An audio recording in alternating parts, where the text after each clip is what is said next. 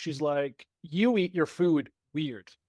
I'm like, what do you mean? She's like, well, for example, she's like, you have to have like 2 or 4 grapes. I'm like, yeah, because I need to eat one grape on the right side, then I'll eat the other grape on the other side because you need to make it even and fair and spread the wear and tear and just like share it. She's like, that's not what anyone else does. I'm like, oh, okay. And for years, when I was running the summer camps back in Canada, I only drank out of red cups, and it became like a running gag.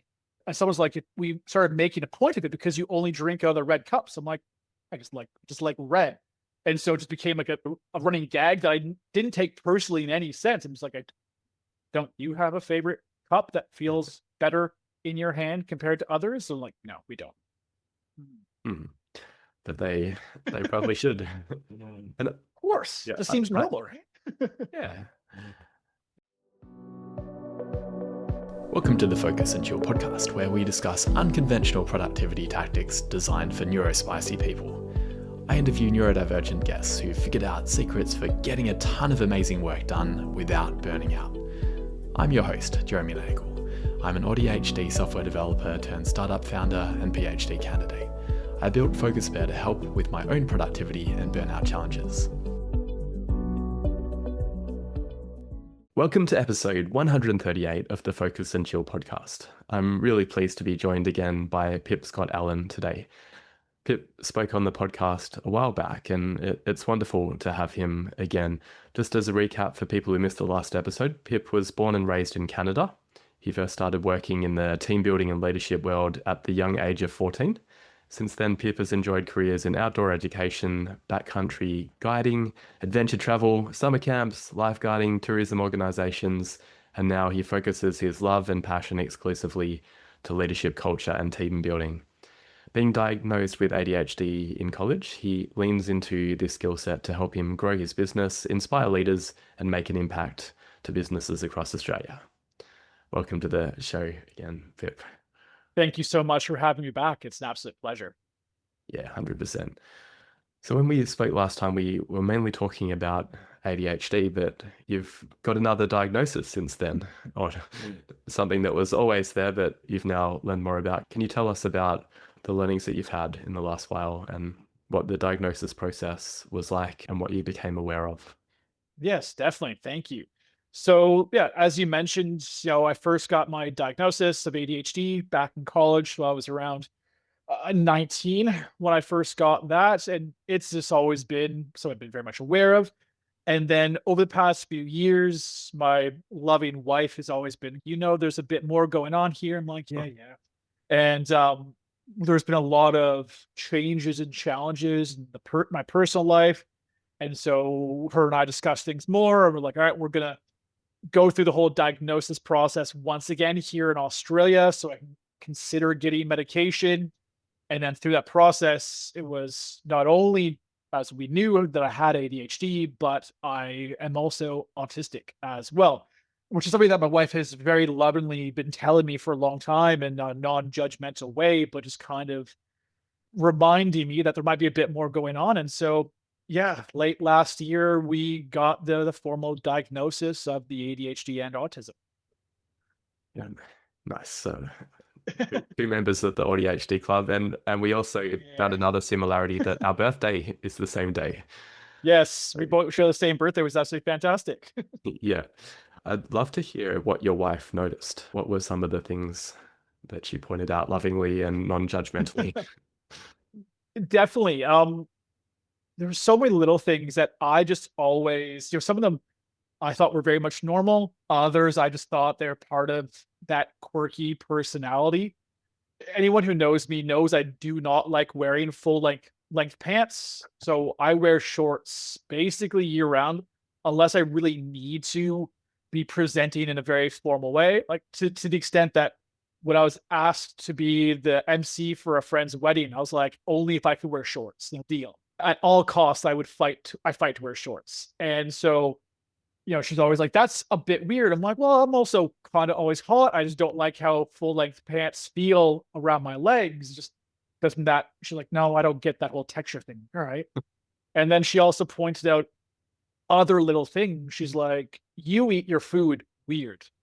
I'm like, what do you mean? She's like, well, for example, she's like, you have to have like 2 or 4 grapes. I'm like, yeah, because I need to eat one grape on the right side, then I'll eat the other grape on the other side, because you need to make it even and fair and spread the wear and tear and just like share it. She's like, that's not what anyone else does. I'm like, oh, okay. And so then there's this other thing we started working through. She's like, you're very good at masking, but once you've hit your threshold, it doesn't switch. You're like, I'm done. I'm just like, yeah. I'm like, isn't that what a lot of people should like? No, that's not really. So there was a lot of things I just kind of, dealing with it for so long. I was like, I just assumed that they were normal. But in reality, they're only normal for people like ourselves who are part of the dual diagnosis.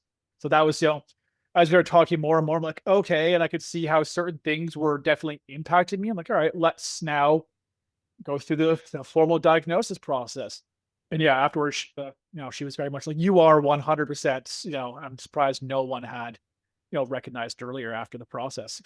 Yeah, wow. I've never thought about wear and tear on teeth. I think I now also need to have even amounts of food. I'm so sorry.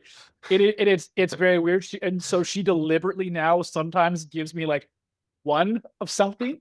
I'm just like, Oh. don't worry. If it's large enough, I can bite it in half.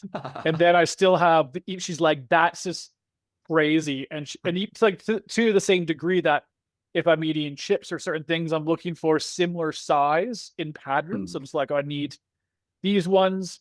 And for years, when I was running the summer camps back in Canada, I only drank out of red cups, and it became like a running gag. And someone's like, we started making a point of it because you only drink out of the red cups. I'm like, I just like red. And so it just became like a running gag that I didn't take personally in any sense. I'm just like, don't you have a favorite cup that feels better in your hand compared to others? So I'm like, no, we don't. Mm. But they probably should. And Of course, yeah, this seems normal, right? yeah. Because it's so connected as well. The taste is connected to the way it looks as well. I think other people just haven't figured it out yet. Correct. And yeah, it was a big thing for so long. And the way I eat things is very much, let's say, on the spectrum. I have cutlery that just doesn't feel right in my hands. So my family, now knows why I changed cutlery. I'm like, it just feels wrong. I can't eat with that fork or that spoon. It needs to be a certain way. And Mm. so, yeah, just peeling back the onion and like doing that self reflection in a really healthy way is kind of, I don't want to say questioning, but like auditing myself in a way, being like, what am I actually doing in this process? Is this like a sensory thing? Is it, why am I doing this? And being more aware of what other people are doing. Um, and just how others interact has been very enlightening through that process. Mm. Yeah, 100%. And I imagine most of the things don't really impact other people, or they're not that difficult to organize. So that they're safety things that make you feel better without being too problematic. Did you have Yeah. times where there weren't red cups, and was that distressing for you, or was it okay? It was distressing. And so my backup was this one of the porcelain coffee mugs. So that just Mm. became, it's like we get water juice, whereas in the red cup, I always have my coffee or tea in that mug. So that mug was fine. So it's like, if I can't have the red cup, I'll just get a coffee cup. And it was just like, I always had a workaround to make sure that I was comfortable, or just not use a cup and, use my water bottle. Mm. So like when I look back, I'm like, oh yeah, there and there, I can see those behaviors. Mm. And then also, for me at least, I recognize why I was getting so tired and so frustrated, because at times I can now recognize when I'm forcing myself to do things that really make me feel internally uncomfortable and or just drive me in, having to really put on that mask and just really play the role. I can Mm. now tell when I've had days like that, I'm so much more exhausted, and I can recognize why I feel that way. Before, it was just, this is just how life is. And now I know the reasoning, which has been quite Hmm. pleasant in a lot of ways. Hmm. Yeah, I was keen to dig into that because with your work, there's a huge amount of social or emotional Mm. labor. And I guess that one of the stereotypes would be that autistic people can't understand culture and we we're not good team players and things like that. But you've made it your career. So you've figured out how to do it really well. And even though Yeah. it's exhausting, it sounds like it's one of your real strengths. Could you talk about that when you started becoming really skilled at that sort of thing and any challenges associated with it? Yeah, definitely. And I think you're right. I definitely still struggle with a lot of social cues. And I do think one of the reasons I do is because I've had to be like a lifelong learner of behaviors and have to like study and really be mindful of body language, like how I compose myself. I'm very calculated, and then recognizing what other people are. So I think for the skills that I have now have just been years of studying how other people interact so I can recognize different things. And, one of the great things about, being on the spectrum is we always ask why. And I think that Mhm. is a very big factor of what we lean into when we're working with our clients is to simply ask them, why are we doing this? To have them explain it clearly so, that they can articulate their motive behind their actions and behind the things. Because I find that when we do that, we strip away all the fluff and we get down to the core things, and I understand it better. But then they too understand it. We're not using any, undertones or anything like that. It's just like we're doing this because of A, B, and C. It's like that makes sense, or it goes that doesn't make sense, and then working through that process.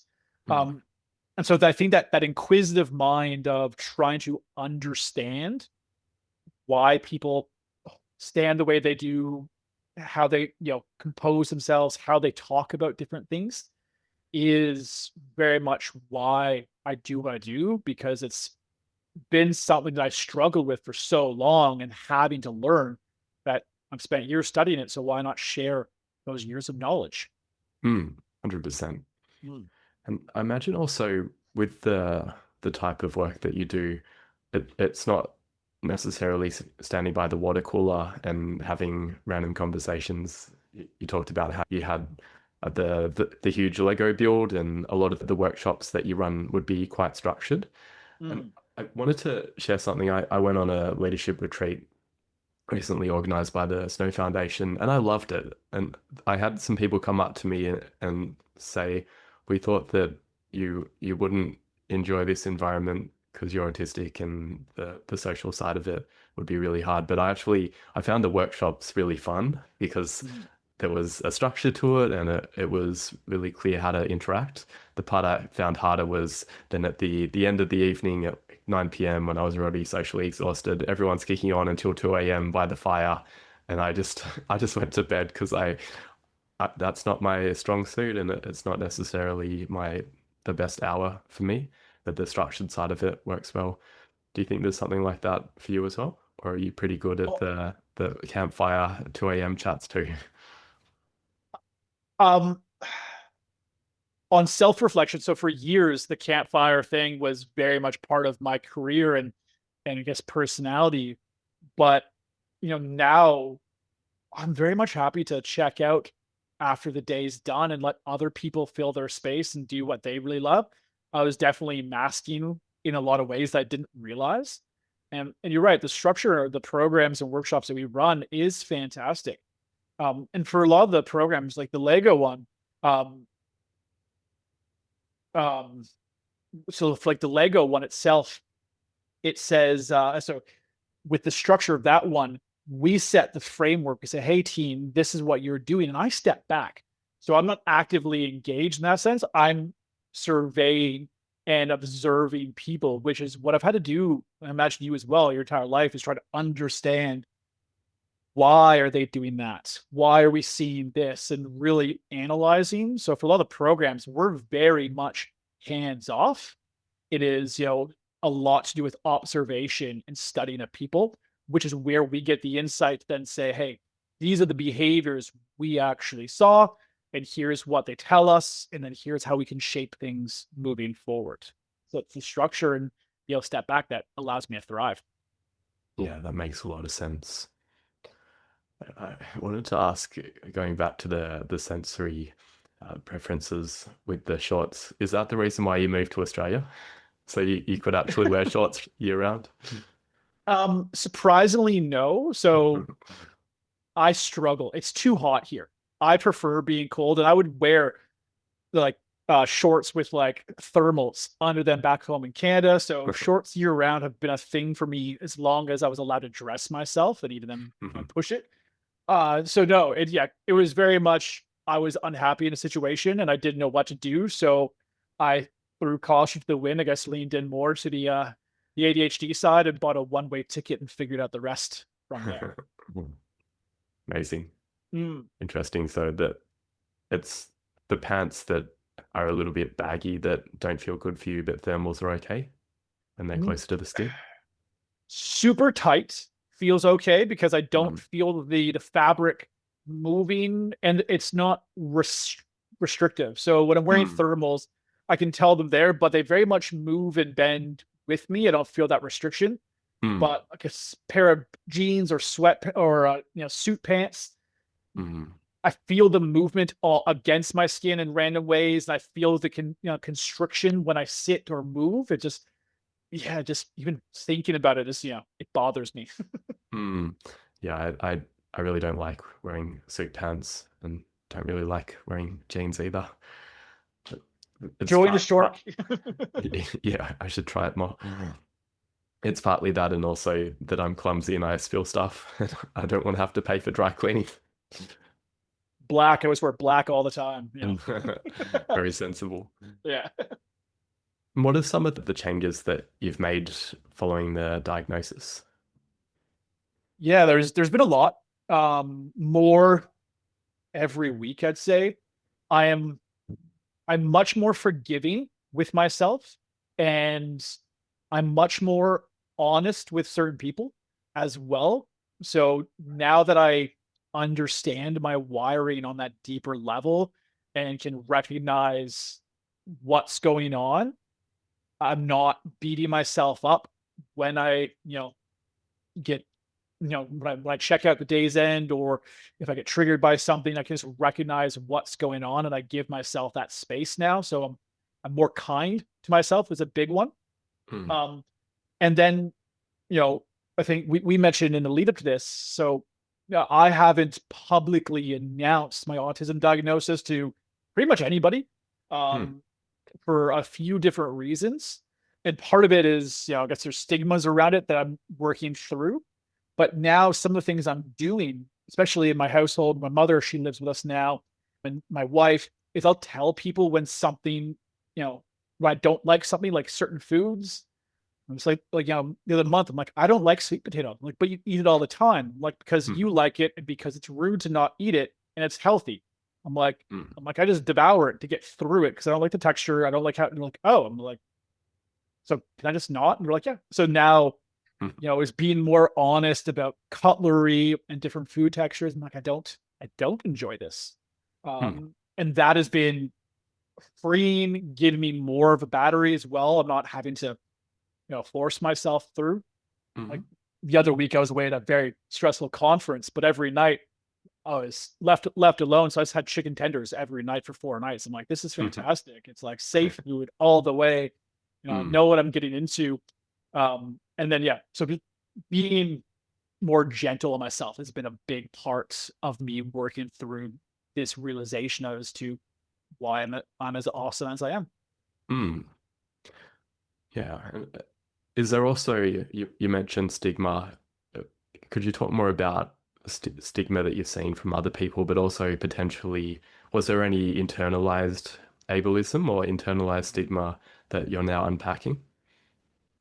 That's a great question. So one thing that through my entire life, pre-diagnosis and all this, is it's always been a pain point when someone says, "Oh, we're all on the spectrum." It's like, no, we're not. Not everybody is. People that are on it, but we're not all. So when everyone's like, "Oh, we're all a little bit ADHD," I'm like, we're not.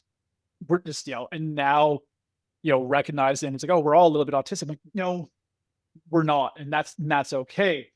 And a few times when I've, brought it up or I've heard other people talking about it, I often sense, and it could be as me projecting, that if it's not delivered in the right way, people assume it's being used as an excuse. Mm. Oh, sorry, I don't eat sweet potatoes as an example. Oh, why not? It's like I don't like the texture. It's like part of my autism is textures and foods can trigger me. Like, oh, that's just an excuse because you don't like it. It's like, hey, so it's been, having to educate different people at times on I'm not using this as an excuse. And I do believe that's why I haven't publicly come out in a lot of ways, because I don't want individuals to be like, oh, he's just using that as an excuse for different things. It's not. It's just trying to be connected and be more honest and letting people know the preferences. Like, everyone has things they like and don't like. Mine just make my skin crawl and my insides hurt when I have to think about wearing pants or eating sweet potato. Mm. Yeah. Yeah. It reminds me of a conversation I had recently about masking versus pushing the comfort zone. And we were talking about how, like, a certain amount, it's important to shield up ourselves from things that are really going to massively dysregulate ourselves, but also not doing it so much that we try and mow. If we think about the world as being a lawn around us, that walking through some grass is okay as long as we don't walk through the bit where there's snakes. So the idea of going around and mowing all of the lawn to try and remove all of the potential discomfort or danger is probably not helpful. They were talking also about noise cancelling headphones and how, like, using it for a bit is helpful, but too much can become a crutch if we're then not able to handle it. And Mm. is that part of it as well, that you don't want to have too much of the situations where it's going to make your insides crawl, that also you're going to be in situations where there's things that are uncontrolled, and being able to handle them a little bit is important too.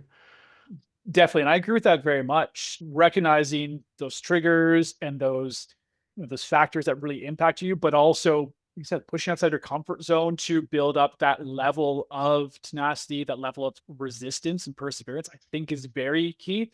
And I Mm. think a great part of being late diagnosed is I did that for so long, for so Yeah. many things, that I know that I can push myself, but now I know I don't have to when I don't have to. So, Mm. like we said last week, it was a 4-day conference, 8:15 to 10:30 at nights, 500 people. They were big days. And a lot of times I'm like, okay, I'm like, I need to push through a lot of things. I can recognize and work through things internally. Say, I know what I'm feeling. I can recognize this. What can we do in this space to continue through? Mm. Because you're right. You can't always pop your noise canceling headphones on, or you can't always just throw the food away because there's sweet potatoes. Sometimes you're like, thanks for food. Mm. Mm. Yeah, but making sure that it's not like that constantly. I imagine you gave yourself a chance to recover after those 4 days. I'd be completely Yeah. wrecked after 4 days of that. 100%. And I think if we look at anybody, regardless of being on or off the spectrum, we all have a battery. And I think our batteries quite often just drain faster due to different aspects. So we all require the ability to recharge in our own specific ways that allow us to do so, and to recognize I'm a bit run down. I just need to walk away for 5 minutes where it's quiet, get my energy back, come back in, recenter. We all need that. And I think for myself and a lot of people, that's what we want. That's what we're seeking when we say, hey, these are the things I struggle with. I'm not asking for the world. I'm just asking that the ability to do this every so often is going to really get more out of me. Just like Mm. you go for a smoke break, as an example. You do that. I just want to go sit outside under the tree for 5 minutes where it's quiet and then come back in. Mm. And I just want the same or similar opportunities that others get. I just use mine in a different way. Mm. Are you starting to sneak it into the programs that you run to accommodate other people who might be like you and not be willing to publicly announce it? 100, yeah, I do so much now. So a lot of our like leadership workshops, the coaching sessions, part of my intro has been for a very long time. Learn how you like to learn. If you're a note taker, amazing. If you want to listen, amazing. If you want to listen and not look at me, fantastic. I often bring my fidget kits as well. There's fidgets over there. A lot of our programs, there's Lego and other toys. And it's like, learn how you like to learn. I know how I consume knowledge best, and I want you to get the very most from that. So definitely trying to create that inclusive environment from the get-go. And then when we lean into different topics, maybe public speaking, communication in general, body language, I can then lean into my understanding and live experience. And that's where I'll sometimes pull it out and say, listen, I am autistic, and here are things, here's how I have had to learn how to communicate. And so I recognize how you do it, and here is how I do it. So we have that common ground. So I don't try to be heavy-handed at the beginning, but set the stage, make it inclusive and welcoming for everybody, and then lean into those skills to really drive home and educate those leaders on how to perhaps communicate better or understand better people who are on the spectrum. Yeah, that's so powerful. I imagine it has perhaps changed the dynamic a bit since you've recognized it yourself, and hopefully the people that you're working with will start to also support the neurodivergent people within their workplaces. No, I hope so. And I'm doing my best to promote it. And I think one of the most enlightening things that I learned and share with people is how we communicate versus people who are neurotypical. The example was people who are neurodivergent, we communicate through curiosity, whereas people who are neurotypical communicate through ego in a lot of ways. So if I see you tying your shoes, I would probably ask, why are you tying your shoes like that? And I'm literally asking, why are you tying your shoes like that? And because that's verbatim what I asked. Mm. Whereas other people who are neurotypical, they often, there's more undertone, there's more context, and then they hear things that I'm not saying. And so the implication is like, oh, I'm doing something wrong, tie my shoes. Like, I didn't say that. I, I, I asked you, why are you tying your shoes like that? Like, listen to what I said, not what you heard. And so for a lot of leaders, I could see a lot of them kind of go, oh, like you'd see them reflect on situations like, I definitely imposed my own understanding on the question when the question was so direct and simple that it caused problems. And our directness can also be a downfall because we're straight to the point. Mm. Yeah, that's definitely my downfall. I ask those type of questions and people say, why are you being so mean? I never understood that. And so that was always something that I had to develop is the small talk and the expanding on things. As like I said, I'm not being rude. I'm asking you a direct question because I'm curious as to the motivation, the answer, the insights, and I just don't need all the fluff. Mm. Yeah, someone said to me recently, why is a dangerous word if it's asked without anything prefacing it, that they were recommending saying something like, "Oh, I'm really curious. Could you tell me why you tie your shoelaces like that?" Mm. And it's the same question, but somehow more palatable. You're so right. And so that's one of the things that I've had to train myself on is to recognize, and this is where I find I get very tired, and I imagine you as well. It's that over explaining. Hmm. Like you said, Joe, I'm just very curious. You do it in a different way than I do. I'd love to know more. Can you tell me why and how you learned to tie your shoes that way? Why you tie your shoes like that? Like, and so like there's so much more energy and brain power and just restraint being used when you have to formulate that big question when being just that all the fluff. It's to me, it's easier, but I Mm. understand that it's not well received by everybody. Yeah, and I guess some of it also is how well does the other person know you. That Mm, with people that I work with really closely, it's nice not having to mask that much, and I can I can just be direct and they won't be offended.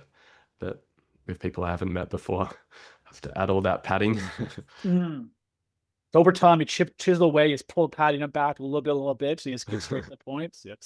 I love it. Yeah, and it can be a real strength as well, because a lot of people, it feels like in my last job, a lot of people would notice something and have that question of why are we doing it this way? Like the shoelace example, we could extend into why have we got this repetitive process that we've been doing for 3 years but adds no value?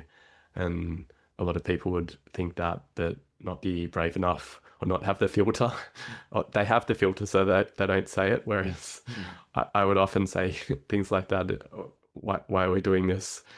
And my boss found it very challenging, but she also said it was very helpful for the team because it helped us to realize that there's a bunch of things that we were cargo culting that we didn't Mm. really need to keep on doing. So it's important that we have neurodiversity in the workplace for that It's so reason. true. Yeah, and like when I look back at a lot of different like lessons and videos and trainings we put on, I've for years have said, don't fear the why. You know, the Mm. why allows you the opportunity to clearly articulate your motivation. Why do we have this procedure? Because that's not an answer. Why? Like explain to me. I'm just curious. I need to understand because when I understand the motivations, I understand the steps. Easy. I can see where it fits in.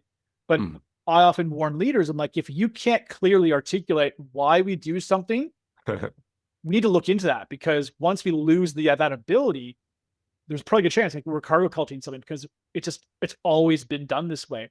And maybe it Mm. doesn't need to.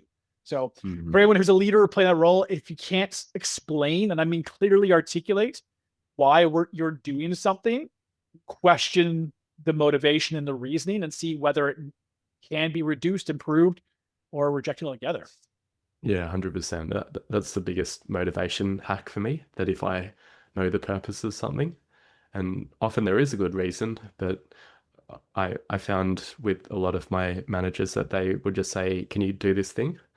without explaining how is this going to help in the broader spectrum. And then my ADHD really arcs up, and I find it very hard to actually motivate myself to do the thing. Mm. Whereas if I And can see the broader picture. yeah, and it's really interesting because in my space, we're often working with organizations who want to break down silos. They need to improve collaboration and communication, trust and goal setting. And so for me, like this is my space. Like we need to like articulate what we're doing, why we're doing, share that insights. Because once people know if you do this document in this particular way, it's going to make Sally's life so much better, which is going to mean the client's going to be better. Okay, now I get it. Hmm. I understand why I'm doing this now. There's a purpose, there's a motivation, and it benefits others. Or I can also say, hey, hold on, Sally, can I ask a question? What if we might find a solution to better everybody? But when you say to just do this, put the snail in. Why? What? Like, you know, that's where teams break down. It's that lack of clarity and that lack of connection to the global success of their tasks. Mm. Yeah, 100%. And there are constantly evolutions in the way things can be done. So worth Always. revisiting it all the time. Mm. Do you have any advice for leaders who might be listening to this? Yeah. I think one of the big ones is to listen to what people say, not what you think you heard. Mm. That's a really big one. Following up in written emails, point form, the video earlier today about that. Just if you're having a meeting or a drive-by meeting, put it in writing. Say, hey, here's exactly what I need. Or on the other hand, if you don't get that from your boss, send it back to them. It protects you when there's potential communication breakdown and conflict. Also, it's going to provide greater clarity for Right. everybody in that process. Don't fear the why. That's a big one. Questioning why we do things isn't a bad way. Innovation is what everyone strives to do, but everyone runs away from the word why. And to me, it just seems counterintuitive. And people who are on the spectrum, a lot of us, speaking of on my behalf, we're looking for the same flexibilities and opportunities in a different lens that others are receiving. I'm not asking for anything special. It's like if Timmy can go for a cigarette break every hour for 5 minutes, and I go sit on a tree every hour for 5 minutes, Mm. because that's going to get more out of me in the day, making me more productive, better output. And when I'm more productive and get better output, the company earns more, because that's just how it works. Those are a few of those things I'd recommend to leaders out there. Amazing. If people would like to work with you to improve their teams and their own leadership style, what's the best way for them to get in touch with you? Definitely. So our website is where you can find all the different services. So premierteambuilding.com.au. We're also on all the different major socials: Facebook, Instagram, TikTok, LinkedIn, all under Premier Team Building. Then you can find our contact details through there. Otherwise, pip@premierteambuilding.com.au. Be happy to have a one-on-one chat with anybody interested. Awesome. Any final words you want to leave with the audience? Um, for me, it's been great to learn why I'm this way. It's been very freeing and kind on myself. I do wish in a lot of ways I had an earlier diagnosis. I think there would be a lot less challenges that I would have faced. And so I guess if you're parents and you're wondering whether or not you should consider getting your child diagnosed, don't look at people like us who are thriving very well. The challenges we face are immense. I wouldn't wish these challenges on people. Whilst I'm very happy with who I am and I have an amazing life, that's not the case for everybody. And in my personal opinion, if you get your child diagnosed earlier, there's two potential outcomes. One, they're not, and two, you can support them and find this and provide them the equal opportunities that everybody else gets growing up. You're going to make their life not easier, but equal comparison to everybody else.